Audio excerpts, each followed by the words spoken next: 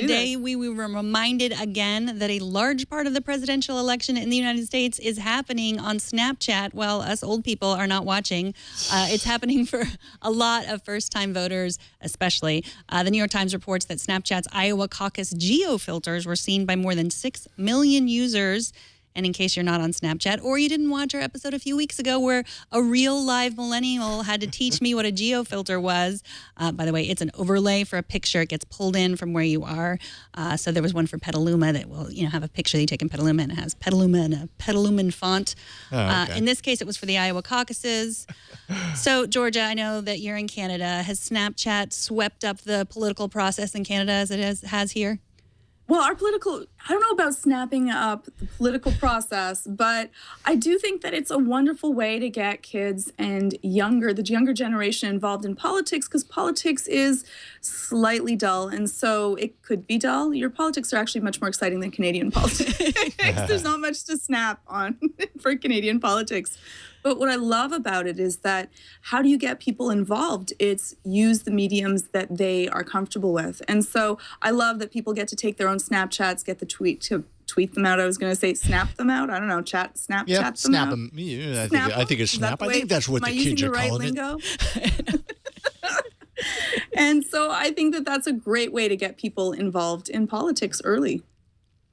Yeah, it is interesting. I mean, they have this loyal, so it's this kind of a politics story and kind of a news story. I mean, they have 100 million users, mostly teenagers and millennials, and that's loyal and active users. I mean, kids love Snapchat. They're on all day. It's not that they're on every day. It's that they're on all day, every day. It's from some of the kind of accounts that I've read and everything. It's kind of crazy. And I think it has features, and I'd love to talk to you about this, Georgia. It has features that kids love, like the disappearing photos especially, which as parents we all were like, oh no, that's scary, which it can be a little bit scary. But, just the fact that they don't want to hoard all these pictures. They don't want to have to see exactly they don't want to look beautiful in every picture because it's going to be there forever. I mean, I think there's some things to love about Snapchat. What do you think? I do. I think that it gives a little bit more thought to privacy, and there's definitely loopholes to that. But I also like the fact that it's just that quick, easy. It gives kids like little bites of information which are easy to digest, and it allows them to be, a part of the process with that, because it's not going to be something that's overwhelming. When you look on TV about the way that politics are covered, there's pundits, they're talking, really verbosely about very, complex social matters, and they just go on about it. And so this is a nice way. It brings them to them in small little wrapped packages, and then they can make them funny, make them enjoyable. They can put down all kinds of filters and make it fun again. Yeah, what this talks about to a large degree is like in these areas, let's say around a particular event, all of these snaps are being added, and essentially they get grouped up, out of the giant pool of snaps, end up getting grouped up into a single live story that might have multiples in there, all maybe lasting 10 seconds, at the very most.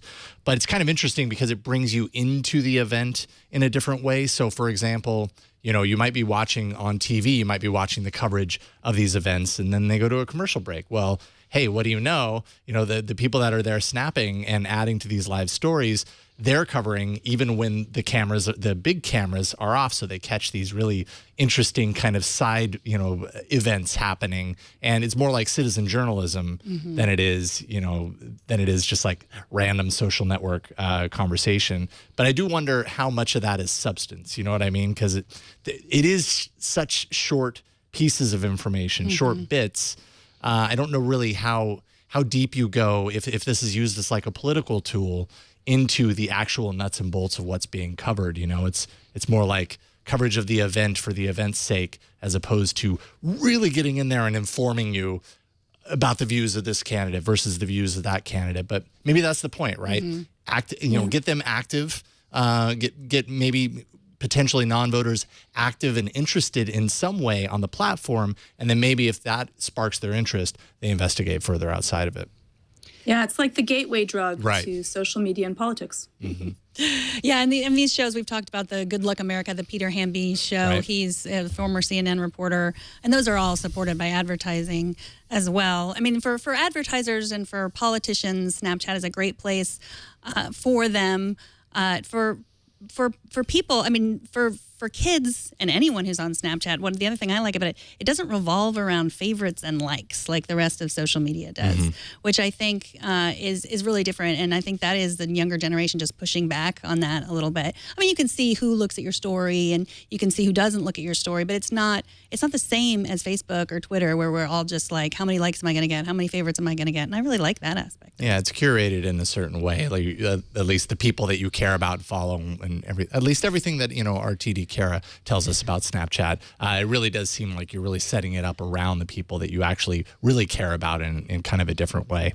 I will say that like suddenly like Snapchat's coming up more and more. I'm hopping in there because the filters are so much fun. And you were playing around with it earlier. I'm like, oh man, the grown-ups are in there now. The kids, this is the beginning of the end essentially. The kids are gonna flock somewhere else. We're gonna ruin the play park. We're getting too interested at this point. Yeah. We're too interested in this. It's true.